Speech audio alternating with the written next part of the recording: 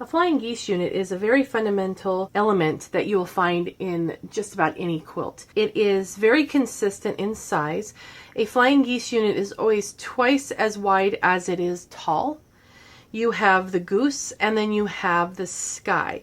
So on this one, our goose is blue, the sky is white. Over here, the goose is white and the sky is pink.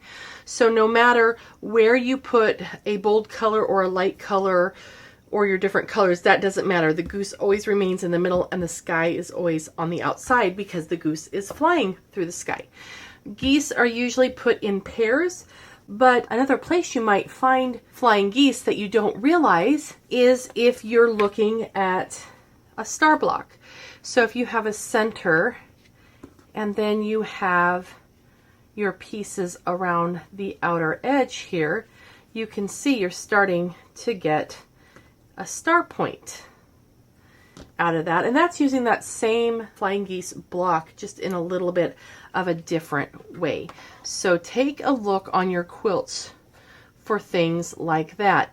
The other thing that you may want to realize or to learn is that there's several different ways to make flying geese. In fact, there's a whole flock of ways that you can make flying geese, and we're going to look at 6 of them today. So we have our standard style flying geese, and this is a no waste stitch and flip method of making flying geese. We've used the AccuQuilt.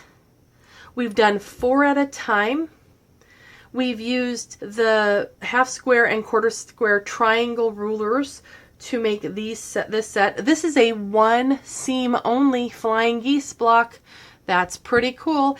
And then these 12 flying geese here were made simply from 3 strips of fabric. So we're going to take a look at all of those different styles, and I invite you to try them all. Now, when you're making your flying geese blocks from a traditional standpoint or a traditional way, you don't need to cut all of the geese into triangles.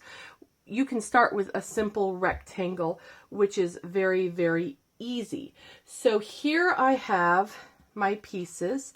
So I have the geese and then I have the sky. And for every goose, you need 2 sky blocks. And to get the correct size, you can't simply say, okay, this is a finished 3 by 6, so therefore I need this to be 6.5 by 3.5, which would make sense in a normal quilt block, because that way that 1/2 inch would be seam allowance on either side, right? So 6 inches with a 1/4 inch here and a 1/4 inch here would be 6.5. 3 inches with a 1/4 here and a 1/4 here is 3.5. And that works on a square block, but it doesn't work for flying geese because we're working with triangles. So let me set this aside for a second and let me show you the difference. So if this is my block with simply a 1/4 inch added on each side and my sky pieces with just a 1/4 inch added on both sides, what you're going to have is this great little unit when you're done. And that seems really great, but let's take a look at it for a second a little bit closer. When you're finished with your block, you need to have a 1/4 inch seam allowance all the way around. And when you look at this one, let me use my ruler here, and I'm going to set it right at a 1/4 inch. And I don't know if you can see, but the tip of my goose is getting completely cut off because there is not a 1/4 inch seam allowance here. And here's another example. This little piece is the exact finished size, and you can probably see there that there's a little bit nose exposed, so it would be encapsulated into the seam allowance. So that is not ideal. So just bear in mind that you cannot simply just add your seam allowances to the sides. Now, the way you're going to calculate the size of your fabric that you need is to simply take your finished size. If you want your finished goose to be 6 inches by 3 inches after it's all sewn, so that's not including the seam allowances, The formula you're going to use is that you add 1¼ inches to the width and 7/8 to the finished size. So this would be 7¼ before it's sewn, or I should say this one is 7¼ inches, and this is 3 7/8 inches in height. And the skies are simply 3 7/8 by 3 7/8. And that will get you the 6x3 finished size goose. So again, no matter what size flying geese unit you want to make, whether it be tiny or you want it to be large, you're going to add 1¼ inches to the finished measurement for the width, and then 7/8 to the finished desired size for the height. So that's always consistent, doesn't matter what size you're going to end up with. Now, let's move to prepping our sky units. For the sky, since we're not needing to cut the triangles ahead of time, and we're going to work with the rectangles, all we're going to do is place our sky on one side, and we're going to stitch, and then we'll stitch the other side. So I need 2 sky units, and what I'm going to want to do is draw myself a stitching line from corner to corner. And to do this, I'm going to take my ruler and just lay it just a hair to that side of my corners, because I know that the pen width takes some distance, and I'm using a ballpoint pen. You're probably not going to want to do this on your quilt. I'm doing it so you can see what I've done here. So again, I'm just a hair to that side, to the ruler side of my corners, because that way the width of the pen tip will still go from corner to corner. And now I have my corners marked. So when we take this to the sewing machine, you're going to place it so the sky is all the way to the edge, to one side of the rectangle of the goose, and we're going to stitch just down this line. But again, let's keep our stitches just one thread width, just on that side of the line, so that way when we turn this over, we will have it in the proper spot. And the reason we do that is because the thickness of the thread and the actual thickness of the fabric take up space when you flip this over. So if we were to stitch right on this line, or maybe even in this way a little bit, that would mean that our seam allowance, the amount we're taking out of our sky piece, would be too much and it wouldn't end up fitting. So we're going to stitch this, then we can trim away our seam allowance, and we'll press it open, and then we will repeat with the other side, and then we will be left with a flying goose unit. So let's go do that. We're all set up to sew our first style of flying geese, the stitch and flip method. I have my machine threaded. I do have it threaded with a dark color, so it is easy for you to see. I'm not at all suggesting that you should use a very dark color with light fabrics. So that is just for visual purposes. I have all of my fabric for my skies marked with a diagonal line, and I did mark that on the back side or the wrong side of the fabric, because we will be stitching with right sides together when we're making our pieces. Then we also have our goose pieces right here. You probably also noticed that I have the grid glider from Sew Steady on my machine, and this is a fabulous tool that is very slick on the surface, so it's great for free motion work. I also have my extension table on here, so I have a nice platform. Now, I'm not doing free motion, but this is perfect to leave on even when you're sewing. There's a cutout for your feeding system, so that's not hampered at all, but there are great reference lines that really help us when we're working with piecing and working with any type of diagonal or triangles as well. So this line right down here is my center needle position, and then I have a 1/4 inch to the left and a 1/4 inch to the right, and then there is a center needle position or a needle position line back here, which can be very useful as well. And I have this on my machine just so I can utilize these aids. Now, another thing that I have at my sewing area is on one side of my machine, I have my wool pressing pad and my Panasonic cordless iron so I can press my seams as I go. And then on the other side, I have my Quilter Select 12 by 18 inch rotary mat. So it's a smaller mat. And then on the other side of my machine, I have a rotary cutting setup with my Quilter Select rotary mat. And I have a small one. It is 18 by 12.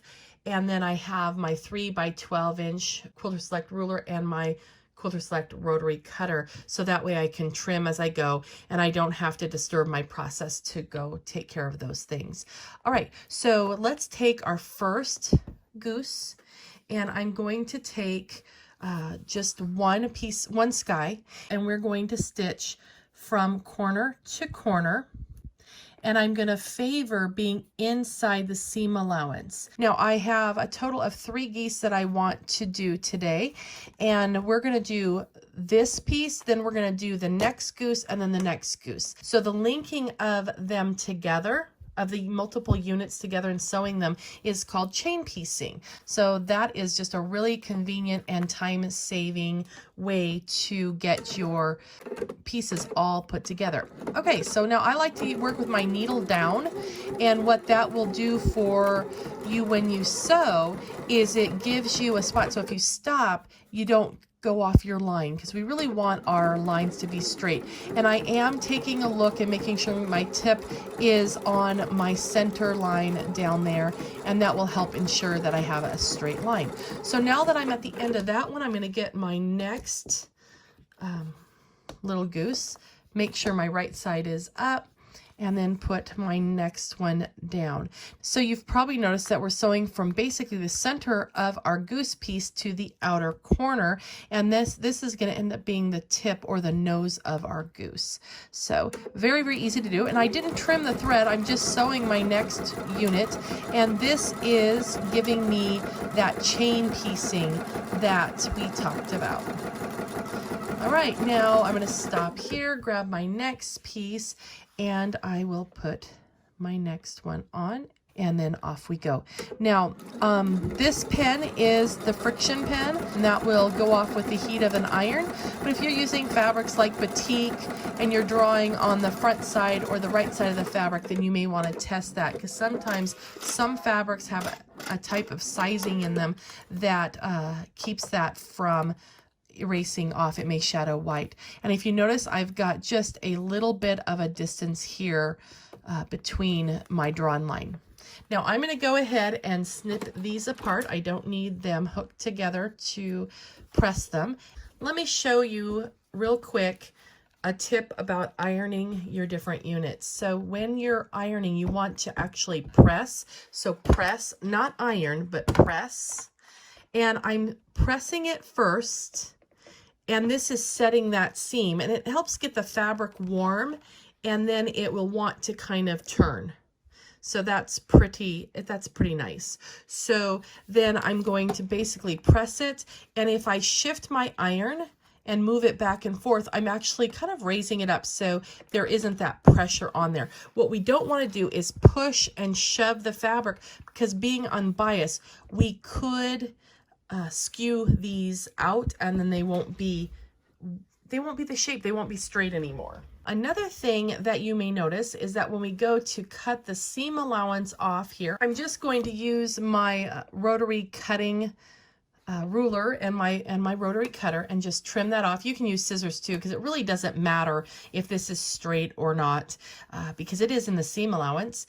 And if it's not perfect, that's fine. Just don't get too close to your stitch line, because then it could work its way out. So I'm just going to trim that off. Now, if this looks like a lot of waste to you, which it does to me, there is a very, very easy way to create additional units out of that. And so take a look for our video on half square triangles to see how that is done.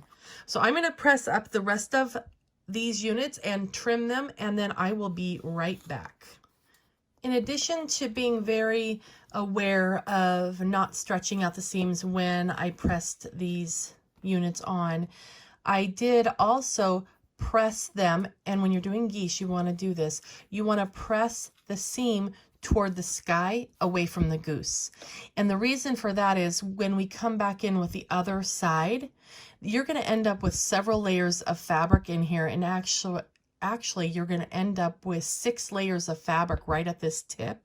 And so it would be very difficult to coerce the point to be nice and crisp if it was trying to fold into itself. So press those seams toward the sky. Now I am taking this next piece and for the other side, and I am aligning it up, and again it's going to meet up in the same top center position as our previous one, and then we are going to stitch this sky piece down. And again, this side time I'm actually going to err on this side of our seam allowance. It's still into the seam allowance, but it's this direction this time. And then I'm keeping my tip kind of lined up with this 1/4 inch mark down here on my grid slider. And I have my needle down function on. So now we are ready for the next piece, and I'll just grab the next one, get that placed on, and make sure it's in place, and then we'll stitch that. So making a flying geese unit is actually very, very simple to do. And if you work with rectangles and squares like this, it is not as stretchy as working with a triangle. So like I had mentioned that this is now on bias, so you want to be careful when you press it. Just think about how stretchy it would be to sew if this was cut right here and you had a triangle. It could be very, very stretchy, and so anytime you're stitching on bias, you want to be careful. One thing that you can do to help avoid any stretching when you're stitching on your quilt, whether it be straight or grain or definitely on the bias, is to first, before you cut out your fabric, give it a nice spray with Best Press or another type of fabric stiffener. I like Best Press because it's actually not a starch, it's a starch alternative. There's no plant-based materials in it, no sugars in it, so it's not going to attract bugs, which I find very, very valuable. And then I also keep a little bottle of that over at my ironing station here by my machine, so as I go I can press those. So I'm going to trim these up in between, cut my chain piecing, and then I'm going to go and press them. We now have our 3 finished flying geese units. So this is a sky, that's a sky, that's a goose. When you put them together, when you put those pieces together, that creates a unit. So we have those, and now we can sew them together. No matter what style of method you use to make your geese units, stitching one single goose to another goose is pretty much the same way. We're going to, when you're stacking them, as we're going to here. So what we want to do, our goal is to have the seam allowance come and just kiss the tip of our goose. We don't want the thread coming, or the seam coming into the goose, and we really don't want to stitch right on the tip of that goose, although while you're sewing it, that feels absolutely perfect.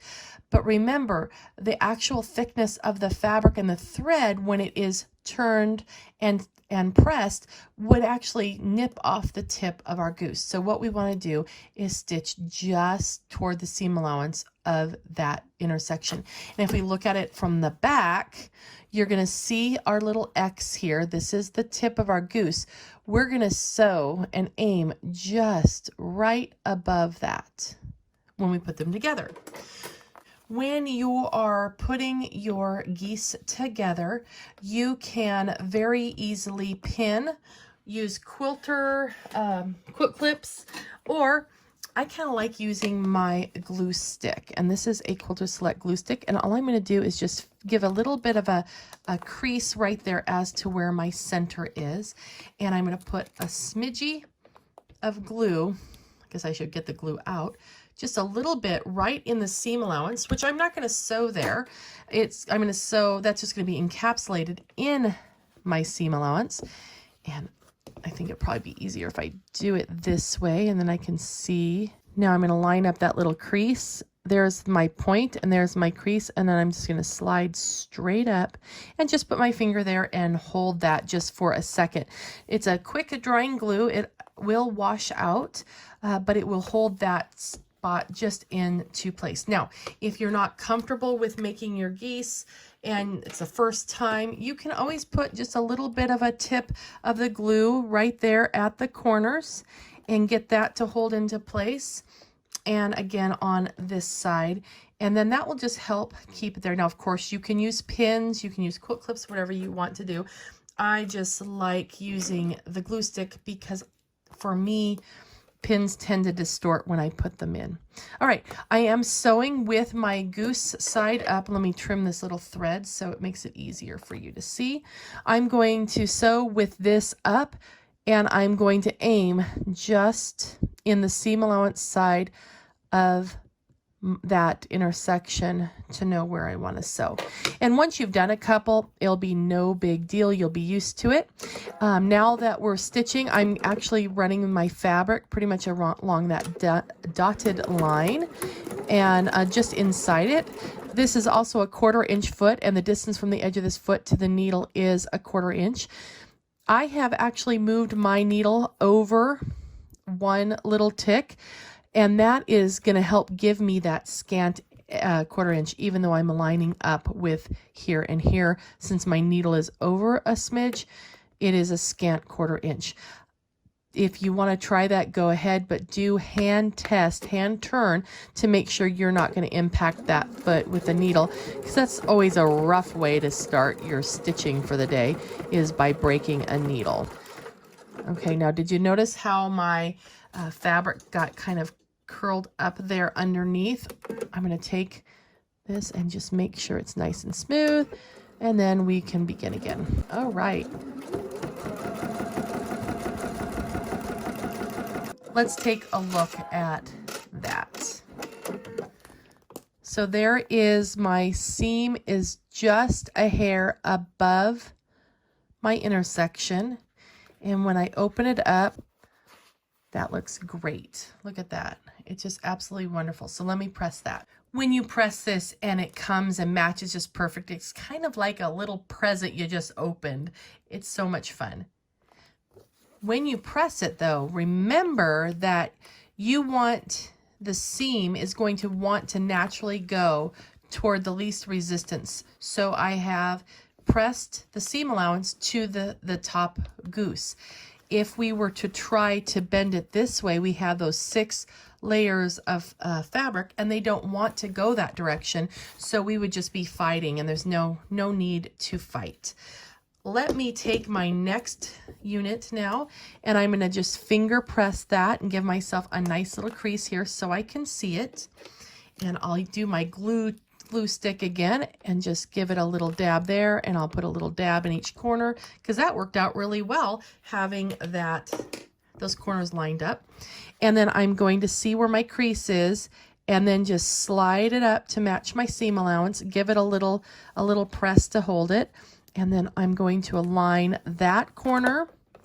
And now let's get this corner nicely aligned, which it looks like it pretty much is. Just give that a little press. And now they are ready to stitch. And again, we're going to come just into the seam allowance and in this case to the right of that intersection to get our goose tip made.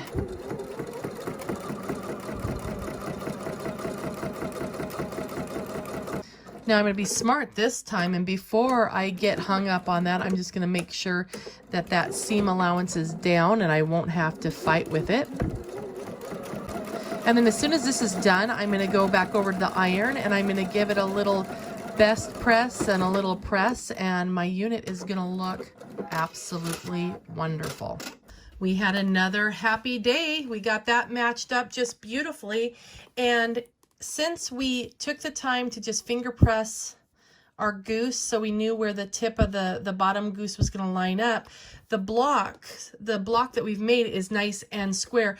I don't see any place that I need to go and trim this up or make it consistent. We have our 1/4 inch. When we stitch our 1/4 inch, you're going to see it's just going to tip the little wing of that goose, and then I still have my 1/4 inch up here at the nose, so this is going to work out absolutely perfect. Another style of flying geese units are made using the AccuQuilt, and the AccuQuilt is a cutting system that utilizes dies and a machine to cut out the pieces absolutely perfectly. And you'll notice that there's a couple of different dies I have here, and when it cuts out the pieces, notice that the triangles have their corners lopped off, which is perfect because then you don't have trimming when you're done sewing them and you've pressed them, so it has a really nice clean finish. If you have the AccuQuilt Go, you probably received the Flying Geese block in with your Go Big. If you do not have a Go Big, this is available for purchase on its own, and it's made up of the goose with 2 sky pieces. And one thing that's absolutely fabulous about using the AccuQuilt system is not only are your pieces exactly cut out every single time, which is fabulous, it's faster, but you also can cut out 6 layers of quilting cotton at one time, so it's very, very fast and efficient. If you do not have the Flying Geese block, if you have the cube system, which comes in many different sizes, but all the basic cubes have the pieces you need for a Flying Goose unit. So the Flying Geese is made up of the 1/2 square triangle, which is your goose, and a 1/4 square and 2 1/4 square triangles, which is your sky. So you would need 1 1/2 square triangle for every 2 1/4 square triangles, which is what we have here. So you could get 2 geese and 4 skies with 1 pass and 1 layer of fabric. But again, you can layer up to 6 layers of fabric. So that is really, really efficient on your time. Now this is the 1/4 square out of one of my larger cube sets, but I just wanted you to see how it cuts out. So I have my piece of fabric, and then that's all the waste that there is. And then you're left with these perfectly cut pieces. And that's pretty cool. I love using my AccuQuilt. Okay, so again, every single basic cube, there's the 6, the 9, the 8, the 10, and the 12, and they all have these pieces, or you could use the whole unit die for Flying Geese. So when these go together, let me just set this off to the side. And you notice I have a couple of different sizes here to make up my Flying Geese units. So I would need 2 skies for every one here. And when I stitch them together, if you notice, the ends down here meet exact, and we can just stitch our 1/4 inch, and we're going to go basically from point to point. That would take care of the one side, and you'd press it back. Then we would stitch the other. So let's go to the machine and I'll show you how that is done. Now let's take a look at stitching together the Flying Geese units we cut using the AccuQuilt. So again, the big one is our goose, and let's take a sky piece, right sides together. I'm going to line up that bottom corner and the bottom edge, and of course along this outer edge, and we're going to sew our 1/4 inch all the way over. So let's put our line up at our 1/4 inch mark there and just stitch away. And then as soon as you get down to this end one, since I've stopped with the needle down, the foot on my machine will automatically raise, and just simply slide the next piece in. And again, this is called chain piecing.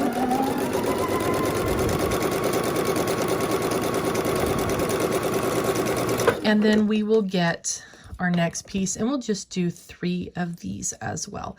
Now this is so easy to do. And the nice thing is that you don't have any dog ears to trim, which is so nice not to have to deal with it. It's kind of like having a party. You do all the work to get ready for the party, and then after everyone's gone, you got to clean. No one likes to trim up the snippets after you're done. It's nice having all that business taken care of for you before you even get there. So I'm going to now just trim the thread in between, and then I will press. So again, I'm going to first set the seam and then turn it and press it. Now we're ready to stitch the other side. So we're going to take this and we're going to right sides together. Now we're aligning with this other corner down here and getting that lined up. And you'll notice that when we folded this open, there was no dog ears to trim. The only thing we're going to trim off, if you want to, and you don't even have to, is this little tiny peak up at the top.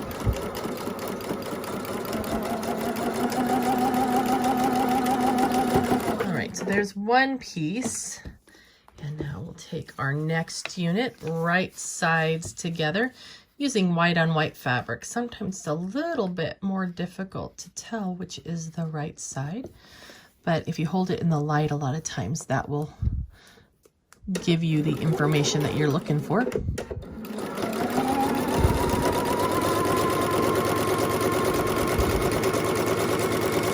All right, and then the last one, again, right sides together, matching this corner there.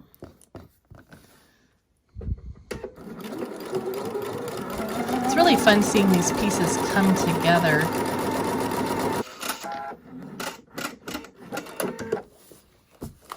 All right, so there's our units there. We're going to trim in between, just trim the threads. And if you want to, as you're trimming the thread, that's a fine time to just cut his little nose off. I guess it would be a beak. That sounds mean, doesn't it? All right.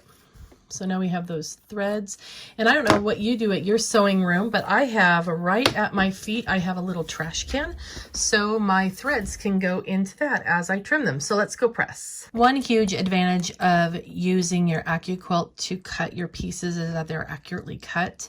And then as long as you're sewing a consistent, even 1/4 inch seam, or scant 1/4 inch, then you should end up with a perfect 1/4 inch up here, and then your unit should be the correct size. So this is finishing out. It is 6.5 inches that way, and it is 3.5 inches this way. So without extra trimming or truing up, my little pieces are ready to go. This method of making flying geese is really quite fun, and one thing that's really awesome about it is that as you make this, you're going to end up actually with 4 flying geese for every square that you have here. In this case, the white is going to be our goose and the pink is going to be our sky. And we need 1 big square for our goose, and we need 4 squares for our sky. So let me show you how to prepare these, because we need to mark them. We're going to mark this very similar the way we did on our very first example of our flying geese.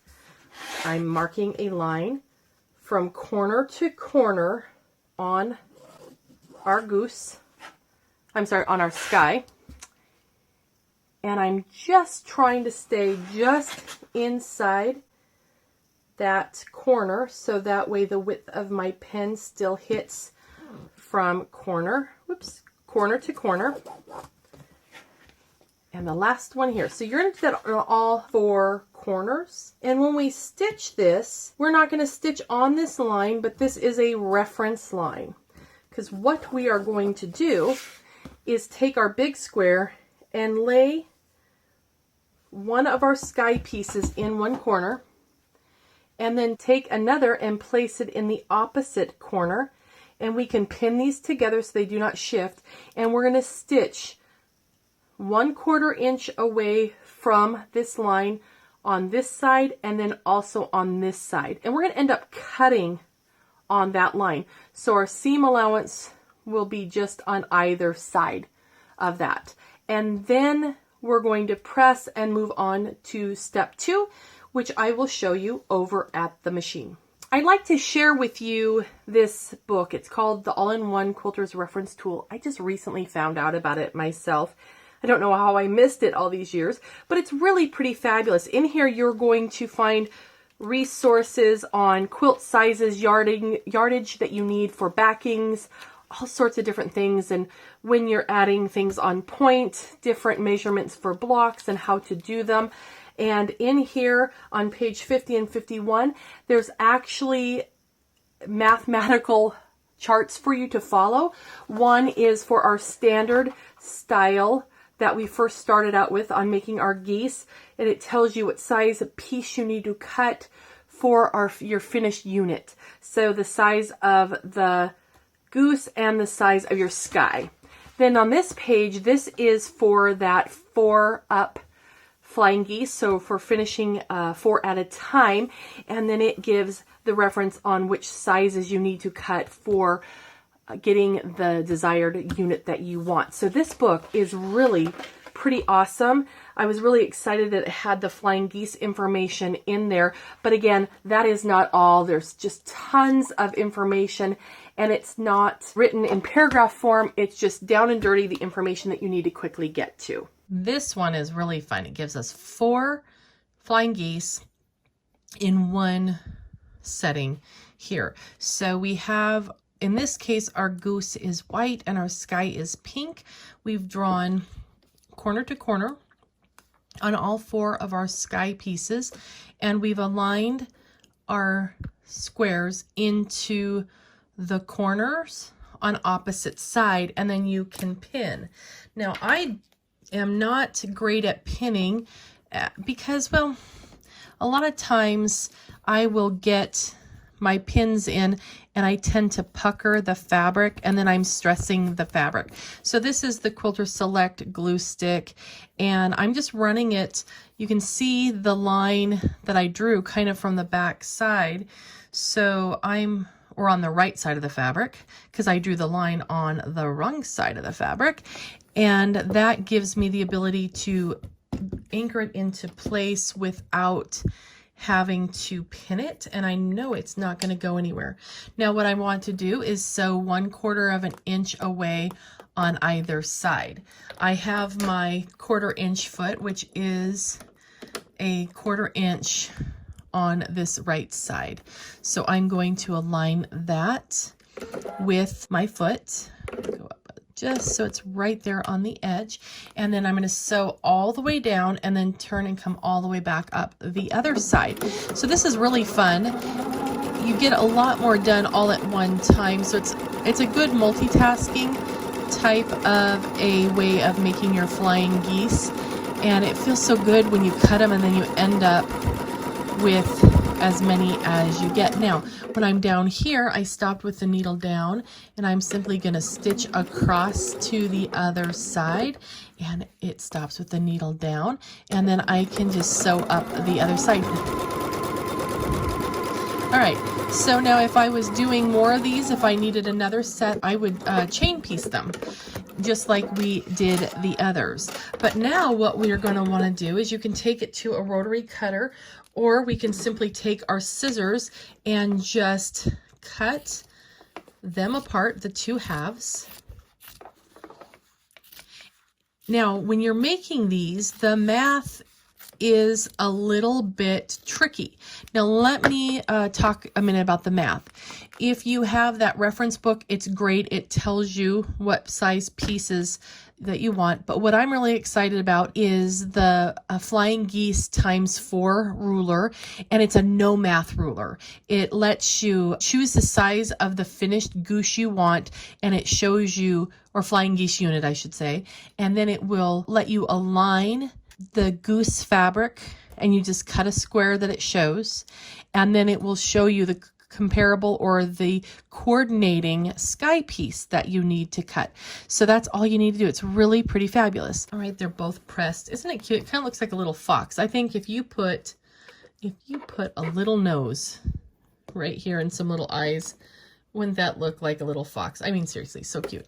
Anyhow, so now we have this part, and it's we've got half of 4 geese here. So we're going to take this and place it right there.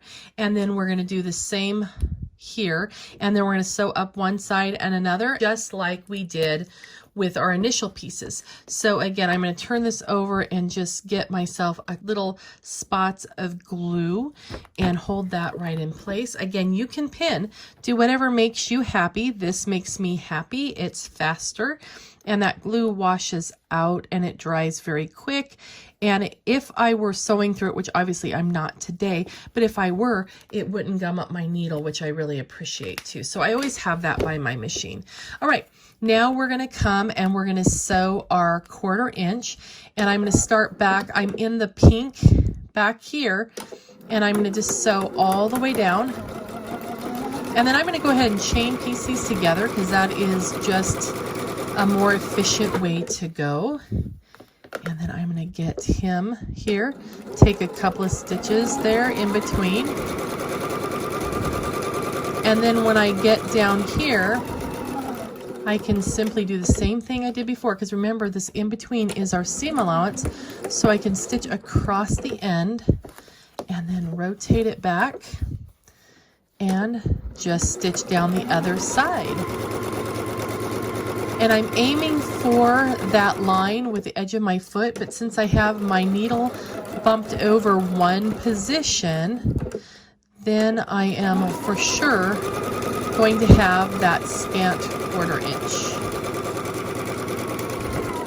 All right. So now let's take our scissors and we will just trim down that drawn line that we had. And you could do as many of these as you want, but it does make 4 at a time. So if you need an odd number, you'll just either end up with an extra one, or you have to make one more another way. All right, so let's press that. All right, they're nice and pressed. They look really good. But now you'll see what we need to do to trim up. I have dog ears on 3 sides, so they do need to be cut off in order to have a clean seam.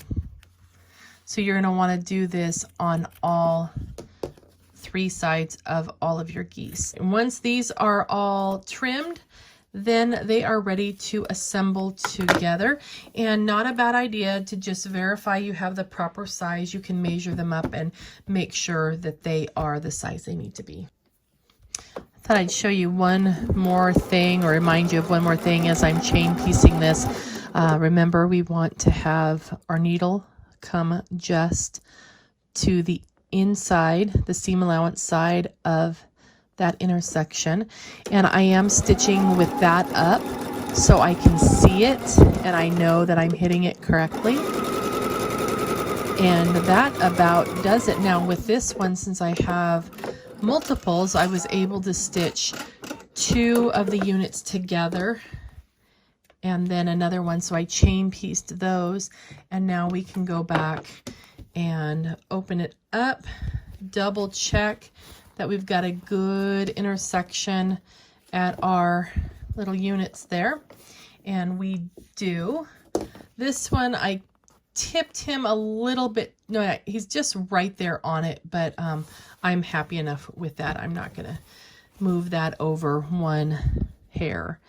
So then we just put the other one together and stitch them.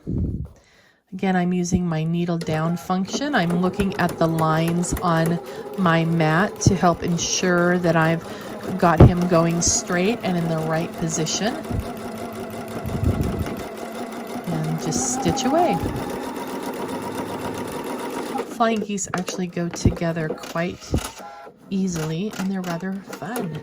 You can also paper piece flying geese if you want to. So let me press this, and then we'll move to our next technique. We just finished making 4 flying geese all at one time, and this is a system to be able to cut and prep your geese and your sky very quickly. Every flying goose unit is made up of 1/4 square triangle, which is the goose, and 2 half square triangles that are the sky. These are rulers that are actually those measurements, and they have the markings on them that make making the units very, very simple. And the size that I'm using right now is the 4-inch, so it's a max size of 4 inches. So let me set this aside, and I'm going to start with my goose. Okay, so I have my strip here, and these strips are actually cut at 3 inches. And I'm going to take my ruler, and I'm going to line up the edge of my strip with the 3-inch mark. And you can see that that matches up just very, very nicely. And it comes not to a point, but it shaves that point off. And I'm going to use my rotary cutter and just clip off that piece, and that's pretty much waste. And then you're going to either rotate, or I cut with both hands, so I'm just going to come from the other side and trim that way. And there is my unit. And that's one thing I like about this rotary cutter, is I can cut with actually either hand. It's left and right-handed. Okay, so now I'm going to do the same thing from the other side, and I just rotate the ruler over, so that way I have my wide part up at the top, and then I'm just going to cut. So we're going to continue going back and forth until we get everything that we need cut out. And I am cutting 2 strips at a time. So that's giving me, right now I have 6 geese cut out. So that would be enough for 6 blocks. And I'm just going to stop there at this time. And let's take a look at prepping our sky. Now with the sky, we need to have the right sides of the fabric together. And that is not the case with these guys. It didn't matter, because you turn this over, it's the same this way, it's the same that way. So there is no left or right or up or down with that one. But when we're working with the sky units, it is a little bit different. So I'm going to come in here, and I am going to align my ruler with the proper marking, and I'm going to just cut off the end. And then I'm going to come in from the one side, and I'm going to trim that. Then when I flip him over, I can't just flip him over. You see how that worked? So we're going to actually need to flip him completely over. He does a topsy-turvy. So he doesn't just flip around. He doesn't rotate. He flips. That's better. So now we're going to come back, and we can do this side again. And notice how I have a couple of fingers off the ruler onto the surface here. That helps keep him from slipping. So I've got those trimmed, and I said he flips over, and I'm wrong. He does rotate. The other one flipped over. Okay, so I'm just going to continue trimming until I have enough. And I actually do have enough. Well, no, that's 2, 4, 6. That's 2, 4, 1, 2, 3, 4. So I need 2 more sets to finish out my geese. And just set that there. And if you have your finger and a thumb on the mat, that helps keep that from shifting on you. And we'll do 1 more set. But this is pretty handy, because now you're going to have the tips trimmed off. You know, he's got his tip here trimmed off, and he's ready to go. So now we can take that, and we will put these with our geese, and we will have our flying geese unit. So let's take that to the machine. Here are the pieces we cut using the half square and quarter square triangles. So we have our goose, and then we have There's 4 of them. And then we have 4 sets of sky. And these were cut with right sides together. And so they are pairs. So there is a left and there is a right. So what I'm going to do is divide these into their left and their right sides. So that way we know when we're working with one side, we can simply grab that piece and we know it's facing the correct way. Okay, so I have everything divided out. I'm going to just start by taking this one and flipping it right sides together and aligning the tip down here with, and then that edge aligns up there. And then again, I'm using that scant 1/4 inch and I'm aligning the edge of my fabric with my 1/4 inch line right here on my mat. And then we stitch, and we will chain stitch these as well. So now I'll take my next piece right side up and match up the correct sky piece for our goose and align that edge. Okay, and then stitch. So we will chain piece all of these together, and then we will press, and then we will stitch the other side. Okay, now we're ready for the other side. So then these pieces are going to go into here. Now there's one thing I noticed that I did, but I didn't mention it to you because I didn't realize I did it. So when I flip this over, I align this point down here because it's the tiniest point. Then I anchor my finger and I pivot that into position. So that is how I have been aligning that. Now, this time, just because that worked out that way, I'm using this dotted line here for my 1/4 inch seam allowance. Now notice it doesn't match up with my foot up here, but I'm actually okay with that because I'm not even looking at the foot. I'm looking at the reference marks on my mat. So I'm going to flip that over. Let's get that bottom point to match up. Anchor our finger there as a pivot point. All right.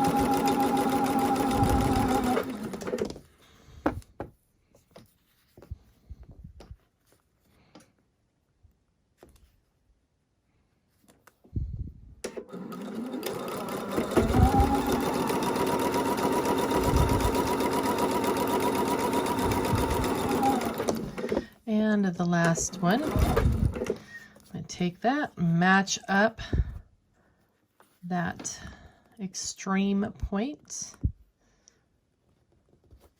and then pivot that. All right, now that's kind of neat how that works out because you really don't have much to trim here. And I have a little bit to trim there, but that probably was the fact that either I didn't have the perfect seam allowance, or maybe my finger slipped when I was cutting with that ruler. But either way, not much. So now let's just trim off our dog ears. And this time we only have the 2 dog ears to do per unit because that top is pretty okie dokie. Now this is a very interesting way to make a whole flock of geese all at one time. I'm starting with 3 pieces of fabric. I have 2 pieces of sky fabric and 1 piece of my goose fabric, and we're going to cut simple strips and turn them into just tons of flying geese all at one time. Now I've trued up all 3 layers of my fabric and done a true straight edge here, and I used my long 24-inch ruler for that. And again, this is the Quilter Select ruler. I do like that a lot because it just doesn't slip. Now on the ruler there is a 45-degree line printed, and I'm going to align that with my cut straight edge here, and then I'm going to simply cut a bias line. So I have my selvage here, so my straight of grain and my crosswise, and then this is at 45 degrees.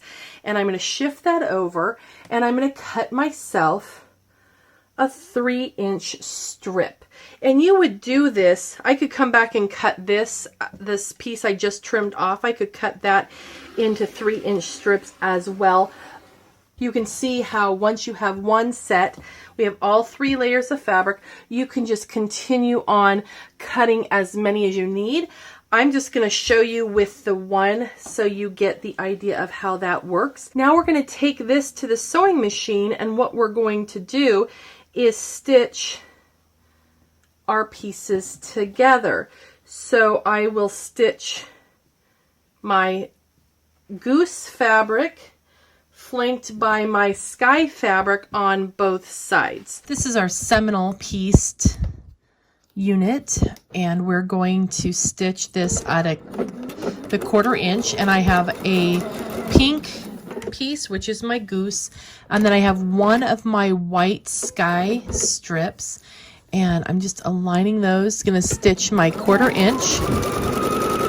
Okay, so there is that one, and then we're gonna do the other side, and again we're gonna go right sides together with this one, and we're gonna stitch it to the pink side.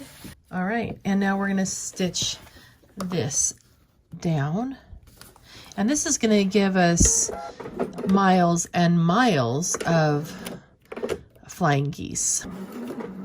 Okay, so now something we're going to do different here, because we have so many seams and the way this lays out, instead of pressing one direction, we're actually going to need to press those seams open. So don't press them to one way, we want to press them open. All right, we've got our strips stitched together, and I've carefully pressed my seam allowances open. And do be careful when you're doing that, because remember, this is all on bias and we do not want that to stretch out. And so now what we're going to do is subcut this down into smaller pieces, and I'm going to use my smaller ruler. It's just more convenient. I'll start here so you can see a little bit better. Now this method, man, this is just brilliant. There's a lady named Mary Hickey, and I saw how she did it this way, and it was absolutely fabulous. So she must just be an engineer of some sort. I know she's a quilting engineer, but this is just brilliant. Okay, so our strips were 3 inches wide, so we're going to subcut these into 3-inch sections, and that's just perfect because this is the 3 by 12 ruler, and so I just align that with my raw edge and make sure that I have the same line. I could use a dotted line or whatever reference line, but you want to make sure that our perpendicular and our parallel edges of the ruler are lined up appropriately, so that way we get a nice true cut. All right, so let's see.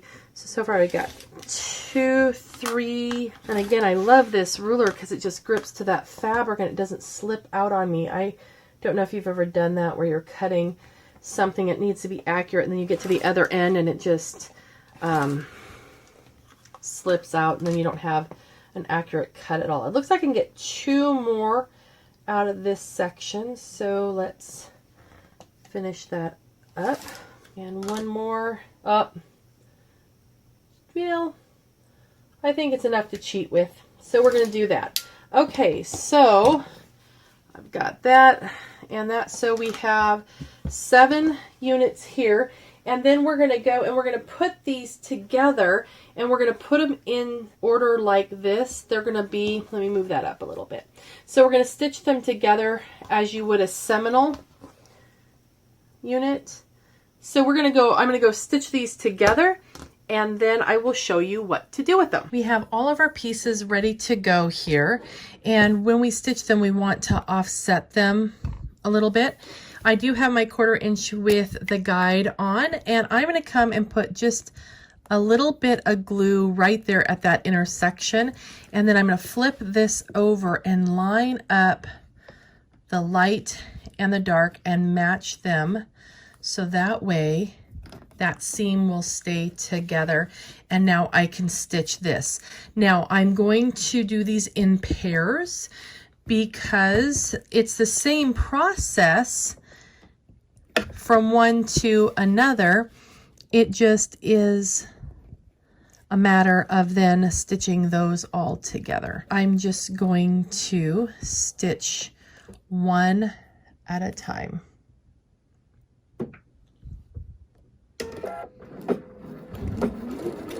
Keeping my seam allowance or my edge of my fabric right there on that dotted line, so that is my seam allowance. And my little guy wanted to pop up there. And on this bottom part, I only need to go just past that seam allowance and then cut my thread.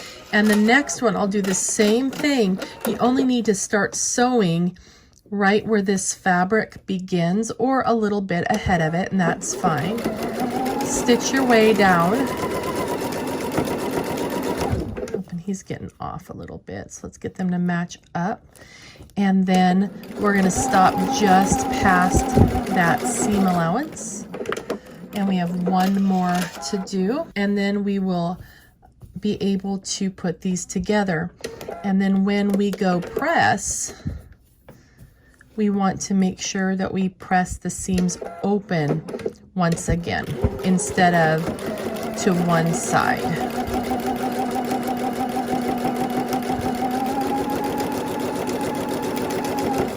One thing that I learned from a gal, her name is Kay England. You may have taken a class from her when she came to our area. She's really a dynamic lady, just really so smart. And that's where those rulers, the half square and quarter square rulers that I was using, those are designed by Kay England, and I really adore her.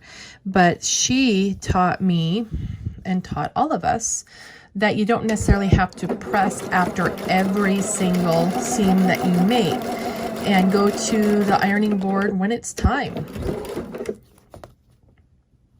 And that's what I really prefer to do, is just get a bunch done and then I can go press. So none of these seams interconnect with each other.